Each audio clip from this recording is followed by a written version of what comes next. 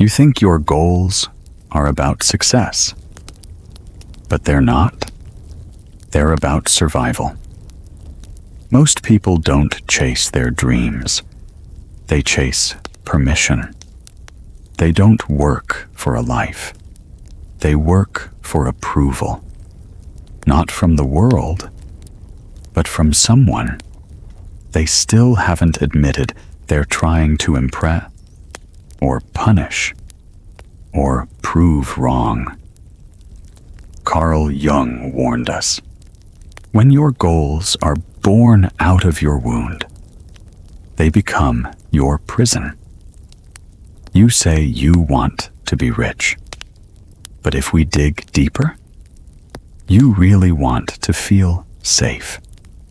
You want to silence that childhood voice that said, you'll never be enough.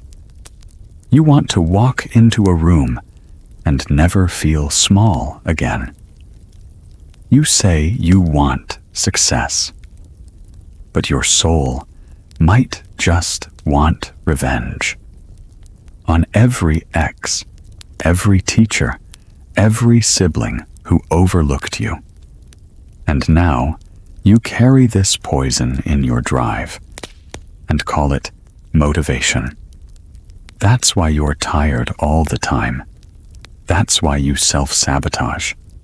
That's why even when you win, it feels empty. Because it's not success you're after. It's healing. But the moment your healing is disguised as hustle, you never arrive. Because no trophy can repair a bruised identity. No achievement can mother the abandoned child inside you. Jung didn't talk about goal setting. He talked about integration. And if you don't integrate the unconscious parts of your story, your goals will always become a weapon against yourself. Look at how you set your goals. They're filled with shame. I should be farther by now. I have to catch up. I can't rest until I make it. But what if your goals are built on a lie? What if making it is just the adult version of getting your father's love? What if your ambition is just a fear response to the chaos you grew up with? Then the real question becomes, how do you know what you really want when all you've ever done is react? Jung said, until you make the unconscious conscious, it will direct your life, and you will call it fate. That's what's happening with your goals. You think you're choosing, but you're just reenacting. You're building a life to impress someone who's not even watching anymore. You're breaking yourself to prove something to a memory. You're chasing a finish line that doesn't even exist. That's why success doesn't feel safe. That's why failure feels personal.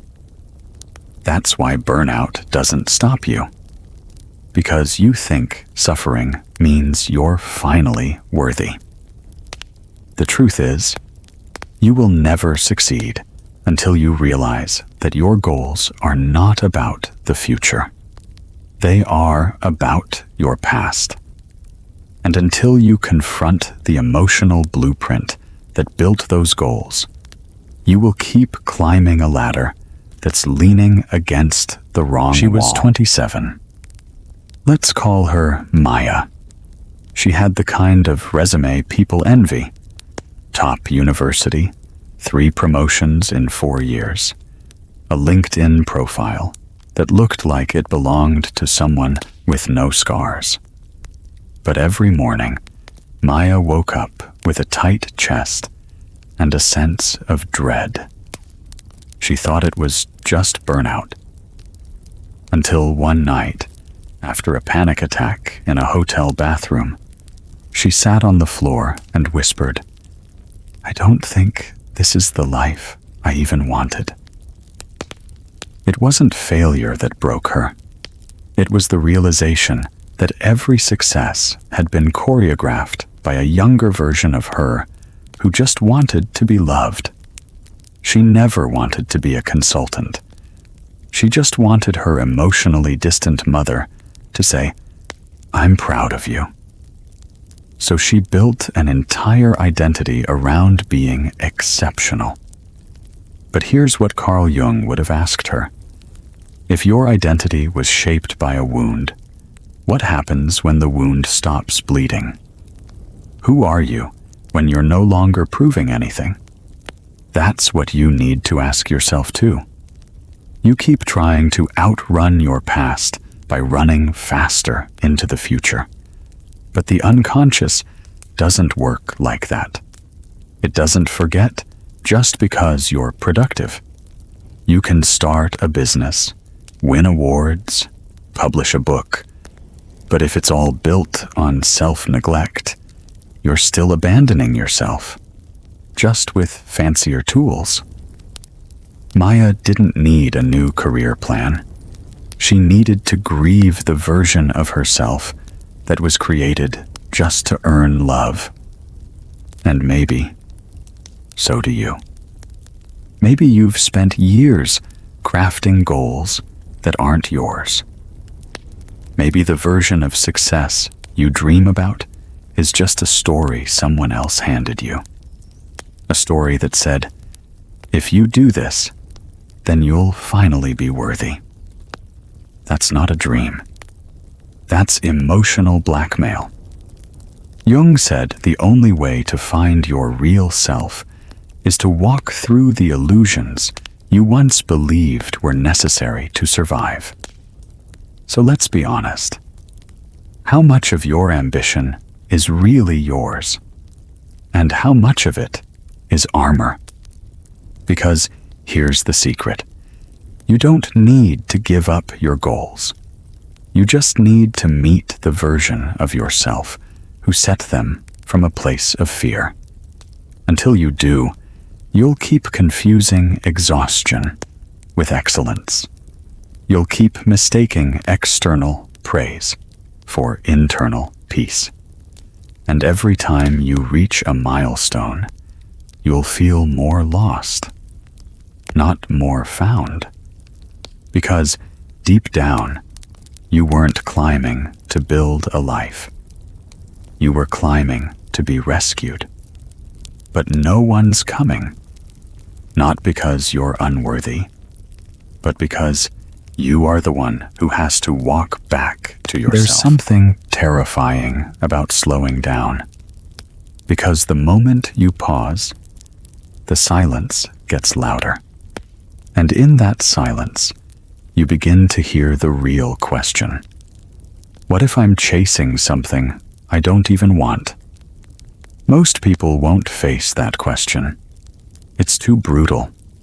Because if you admit that your life's direction is based on fear, then what do you do with the years you already spent walking it? That's why so many stay busy. Because stillness might demand a reckoning.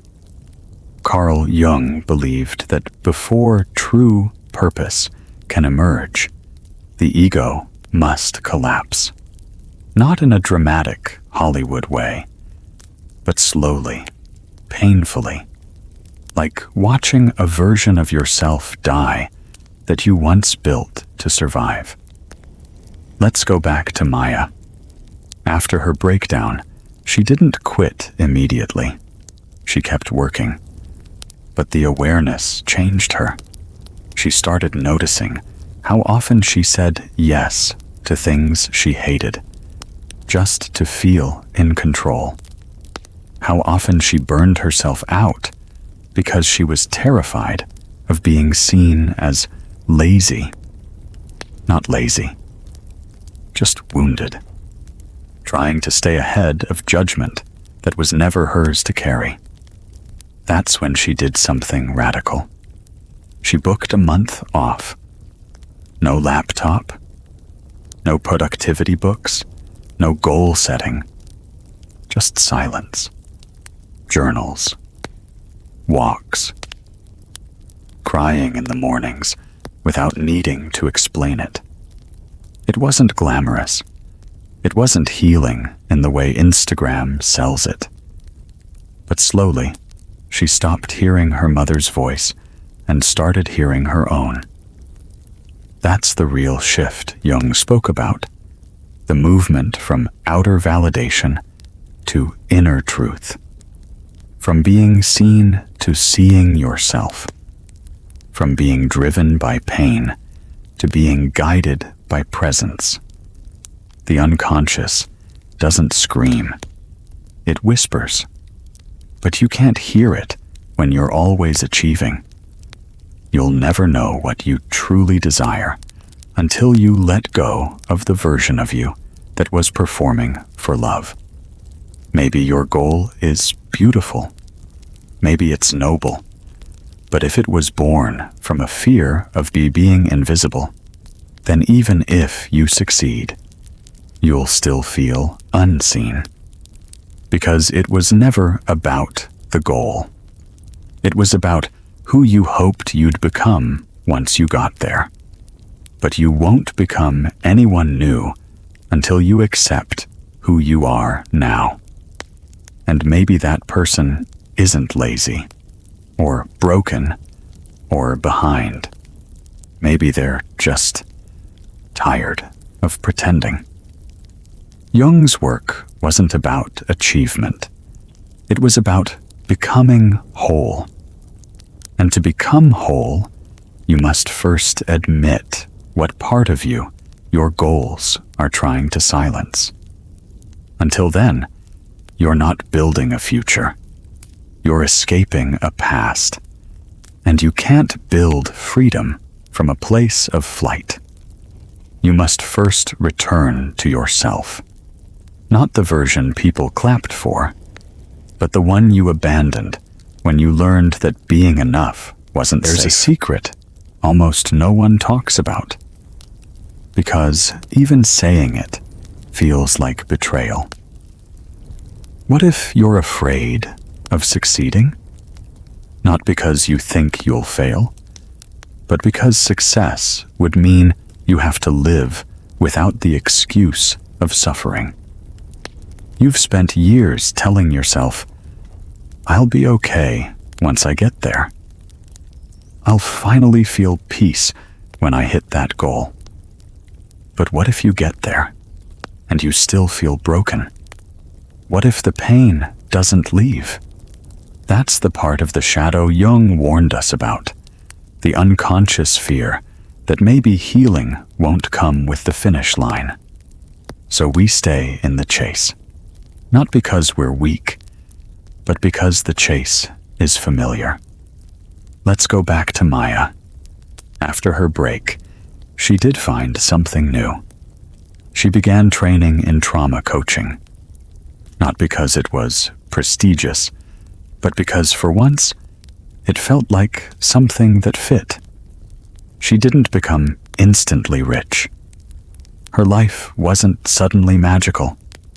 But for the first time, her identity wasn't built around being impressive. It was built around being honest.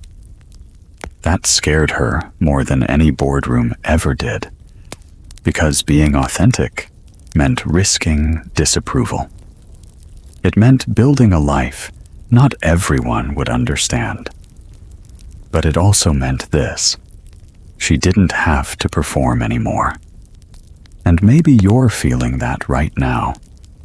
Maybe deep down, you know that the only reason you keep chasing that version of success is because you don't know who you are without the chase.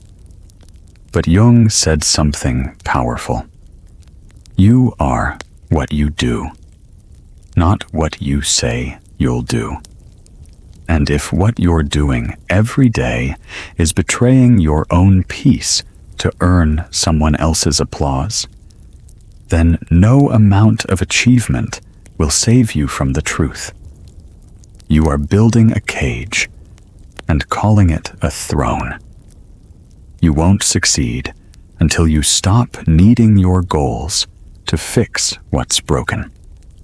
Your goals can guide you. They can challenge you, but they cannot complete you. That's your job. To complete yourself first.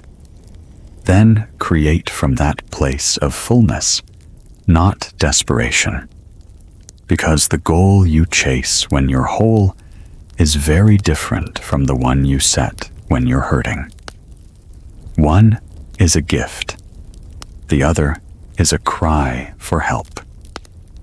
Success isn't the end of pain. It's what begins when you stop using pain as your fuel. And if you don't want to live in exhaustion for the rest of your life, you need to do something most people never do. Redefine what winning means. Not based on money, not based on milestones, but based on peace, truth, and whether you can finally sleep at night without feeling like you're running out of time. There's a strange grief that comes when you stop running. It's not loud. It doesn't look like a breakdown, but it lives in the silence that follows when you say, I don't want to live like this anymore. Because the moment you put down the mask, the one that smiled through burnout, the one that said, I'm fine, while dying inside, you begin to feel everything you've been avoiding. Carl Jung warned us that the journey inward isn't beautiful at first. It's disorienting. It's dark. Because you're not just letting go of old goals. You're letting go of the identity that was tied to them. You might feel useless, unproductive, even invisible. But this is where the real work begins. This is where you start choosing alignment over approval, rest over recognition, depth over display. And it feels wrong, because you were never taught that slowing down could be sacred. You were only taught to keep going, to fight, to win, to prove. But what if the real victory is finally being able to sit with yourself and not feel ashamed? Let's go back to Maya one last time. 6 months after walking away from her old path, she wrote this in her journal. I thought I wanted success, but what I really wanted was to not be afraid of myself anymore. That's what happens when your nervous system begins to relax. You start seeing how much of your life was built on the edge of survival. And now, she's not climbing some corporate ladder. She's building a slower, quieter life. Not flashy, not viral, but peaceful. And that's something you can't buy. Maybe your life needs to slow down too. Not forever. Just enough for you to listen. Because there's a voice beneath the pressure, beneath the need to impress. And it's been waiting for years for you to stop, so it can finally speak. It doesn't sound like ambition. It sounds like home. There is a version of you that's never been seen. Not because you're hiding, but because the world rewards masks. The mask that hustles, the mask that smiles, the mask that keeps saying, I'm okay, even when your soul is screaming for rest. But Carl Jung didn't just teach us how to survive. He taught us how to return. Return to ourselves. The unpolished, unproductive, raw version of us that still deserves to be loved. And once you see that person, you'll stop making goals from pain. you'll stop needing success to heal your wounds, because you'll finally understand. Success doesn't come from trying to fix yourself. It comes from accepting that you were never broken. You're allowed to want things. You're allowed to dream, build, achieve, but now you get to do it differently. Not from fear, not from shame, not from the desperate need to be noticed. You do it from peace, from wholeness, from a place that doesn't need anyone else to approve of it. This is what Jung called individuation. The moment you stop trying to be liked and start becoming yourself. And you'll know you've made it not when your bank account is full, but when your chest isn't tight every morning, when you can rest without guilt, when you can sit alone and feel at home in your own body. That's the real success. Not numbers, not titles, not applause, but being able to live with yourself without needing to escape who you are. So here's the final question. If you stopped chasing, who would you finally have the courage to become? Let that version speak now. Let them breathe. And let them build a life where success doesn't mean self-betrayal anymore. So what now? You can't unsee what you've seen. You can't go back to chasing goals that were never yours. Not without breaking something inside you. Maybe for the first time in your life, you're realizing that your definition of success wasn't something you chose. It was something you were handed. By a culture that worships exhaustion. By parents who rewarded performance, not presence. By systems that train you to feel shame when you're not constantly producing. But now you know. Working harder won't heal you. Achieving more won't save you. And being admired won't ever feel the same as being loved. Carl Jung called this moment a psychic death. The collapse of the false self. The crumbling of the mask you wore to survive. And yes, it hurts. You might feel lost, untethered, even angry at the years you spent striving for something hollow. But don't turn away from that, because beneath that grief is freedom. Freedom to redefine what a good life means. Freedom to let peace matter more than hustle. Freedom to be someone who builds, not from scarcity, but from soul. Let me tell you something that most high achievers will never say out loud. We don't fear failure. We fear stillness. We fear success that doesn't change the way we feel inside. We fear that maybe it was never about the goal. Maybe it was always about finally being allowed to stop. But here's the truth Jung left behind for all of us. The goal is not to become perfect. The goal is to become whole. And you do that not by achieving everything, but by reclaiming every part of yourself you abandoned along the way.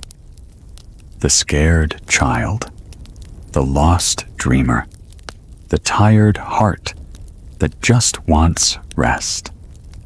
They are all still here, waiting for you to say, "It's okay now. You don't have to perform anymore. You can keep climbing, but just know A life built from self-rejection will always collapse. Not because you weren't strong enough, but because your soul was never designed to live inside a cage of performance. So what if you stopped proving, stopped pleasing, stopped sprinting toward a version of you that doesn't even exist? What if today you chose a new kind of success? One where you wake up without shame, where rest isn't guilt, where joy isn't a luxury, and where your value isn't measured by what you produce, but by the truth you carry. You don't need to be more. You need to come home to yourself. And when you do, your goals will change. Not because you gave up, but because you finally started choosing them for you. Comment below. I'm building something that doesn't hurt me anymore. Let's see how many of us are ready to create a life we don't need to escape from. Subscribe to Psychatic for honest psychology, emotional depth, and Carl Jung's truths that wake you up gently, but completely. If this helped you pause, reflect, or shift, tap super thanks and support the journey.